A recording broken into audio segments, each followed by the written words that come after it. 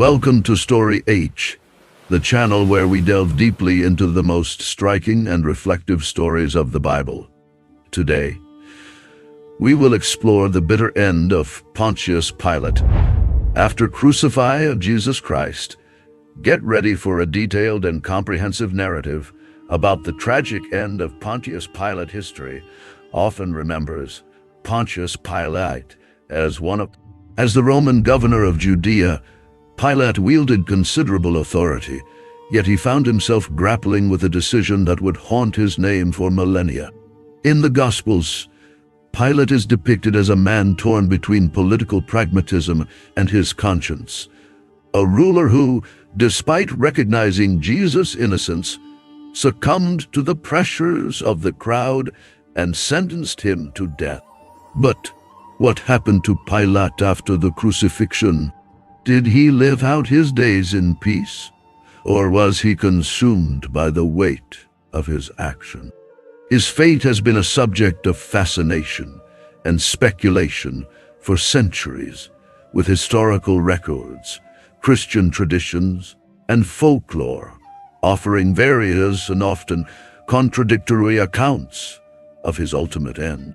In this narrative, we will explore the bitter and mysterious fate of Pontius Pilate, delving into the historical context, psychological torment, and spiritual implications of his role in condemning Jesus. Pilate before the crucifixion. To understand the gravity of Pilate's downfall, we must first examine the man he was before that fateful day in Jerusalem. Pontius Pilate served as the prefect or governor of the Roman province of Judea from approximately 26 to 36 CEI. Appointed by Emperor Tiberius, Pilate was tasked with maintaining order in a province known for its volatile mix of religious fervor and political unrest. His tenure was marked by a series of controversies that revealed his governing style, a mixture of pragmatism, insensitivity to Jewish customs, and a willingness to use brutal force to suppress dissent. The Jewish historian Flavius Josephus provides insight into Pilate's contentious relationship with the Jewish population. Early in his governorship, Pilate caused outrage by bringing imperial standards, bearing the image of Emperor Tiberius into Jerusalem, violating Jewish prohibitions against graven images. Later, he appropriated funds from the temple treasury to build an aqueduct, prompting violent protests that he suppressed with deadly force. These actions painted Pilate as a man who prioritized Roman authority over local sensitivity, a ruler who was both feared and resented. This background sets the stage for Pilate's encounter with Jesus. When the Jewish leaders brought Jesus before him, accusing him of claiming to be king of the Jews and inciting rebellion, Pilate faced a dilemma. On the one hand, Jesus posed no real threat to Roman rule. Pilate's own interrogation led him to declare, "I find no basis for a charge against him." John 18:38. On the other hand, the Jewish leaders and the gathered crowd demanded Jesus' crucifixion, threatening unrest if Pilate refused. Pilate's infamous act of washing his hands symbolized his attempt to absolve himself of responsibility, but history has not been so forgiving.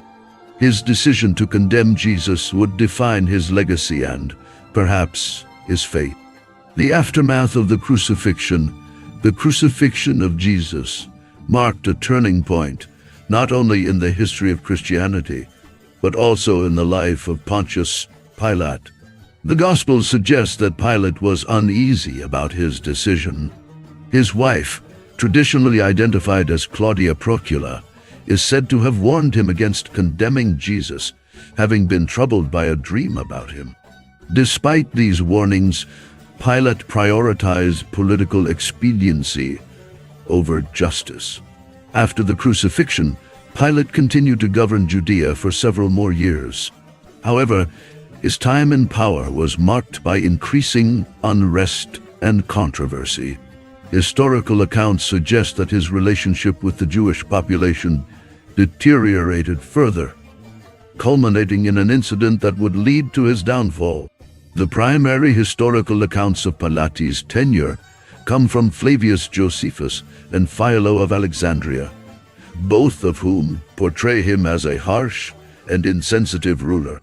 According to Josephus, the event that sealed Pilate's fate was his violent suppression of a Samaritan uprising in 36 CE. A group of Samaritans, following a false prophet, gathered at Mount Gerizim to search for sacred artifacts purportedly buried there. Pilate, interpreting this as a potential rebellion, sent his troops to massacre the Samaritans.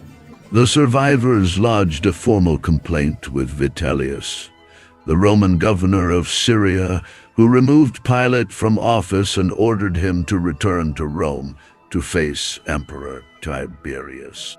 Pilate's fate upon his return to Rome is unclear.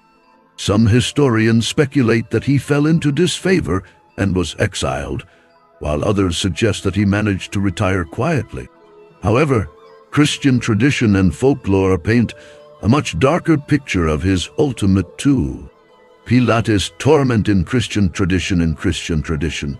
Pilate is often depicted as a man haunted by guilt over his role in Jesus' crucifixion. This sense of torment is reflected in various apocryphal texts and early Christian writings. One of the most intriguing accounts comes from the Gospel of Nicodemus, an apocryphal text that portrays Pilate in a more sympathetic light.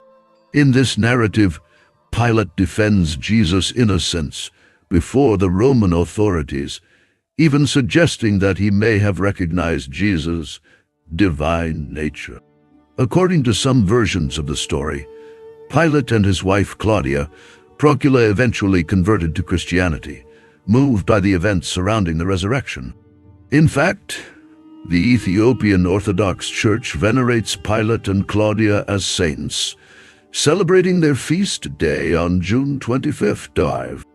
The legend of Pilate's suicide, despite these redemptive accounts, the more common tradition is that Pilate met a tragic and ignoble end. The early church historian Eusebius of Caesarea records that Pilate was exiled to Gaul, modern-day France, after his disgrace in Rome. Consumed by guilt and despair, he is said to have taken his own life. This version of events aligns with the view of Pilate as a man unable to escape the psychological and spiritual consequences of his actions. In some versions of the legend, Pilate's body was thrown into the Tiber River, but strange and unnatural disturbances in the water forced it to be removed.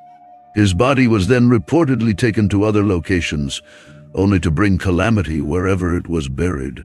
This imagery reinforces the idea that Pilate's guilt rendered him cursed, his soul unable to find peace. Folklore and the curse of Pilate. Medieval folklore expanded on the theme of Pilate's eternal torment. In Switzerland, a legend arose that Pilate's body was cast into a mountain lake near Lucerne, now called Pilatus Lake. According to the tale, Pilate's restless spirit haunts the lake, and storms are said to arise whenever his ghost is disturbed. This image of Pilate as a wandering, tormented soul reflects the enduring belief that his role in Jesus' death left an indelible mark on his spirit. Pilate as a symbol of moral failure, whether viewed through the lens of history, tradition, or folklore. Pilate's story serves as a cautionary tale about the consequences of moral compromise. He is a figure caught between competing loyalties to Rome, to justice, and to his own conscience, and his failure to stand firm in the face of pressure has made him a symbol of weak leadership and ethical faith. Yet his story also invites reflection on the possibility of repentance and redemption, as seen in the more sympathetic Christian traditions. The bitter end of Pontius Pilate remains shrouded in mystery, but the themes of his story resonate across time. Whether he died in disgrace, found redemption through faith, or wandered eternally as a cursed soul, Pilate's legacy is a reminder of the profound consequences of our choices. His life and actions challenge us to confront our own moments of moral ambiguity and to consider the lasting impact of our decisions not only in history, but in eternity. Pontius Pilate was the Roman governor or prefect of the province of Judea, appointed by Emperor Tiberius around 26 AD. He was a man known for his harshness and lack of sensitivity to Jewish customs, often making decisions that caused revolt among the Jewish people. His position as governor was always at risk, since any sign of disorder in his province could attract negative attention from Rome. When Jesus was brought to trial, Pilate found himself in a delicate position. On the one hand, he did not see Jesus as a real threat to the power of Rome. On the other, pressure from Jewish religious leaders and the possibility of a revolt led him to give in. By washing his hands, he symbolically attempted to exempt himself from responsibility for Jesus' death. But this act, rather than absolve him, marked him forever in Christian memory as the man who allowed the crucifixion of the Son of God.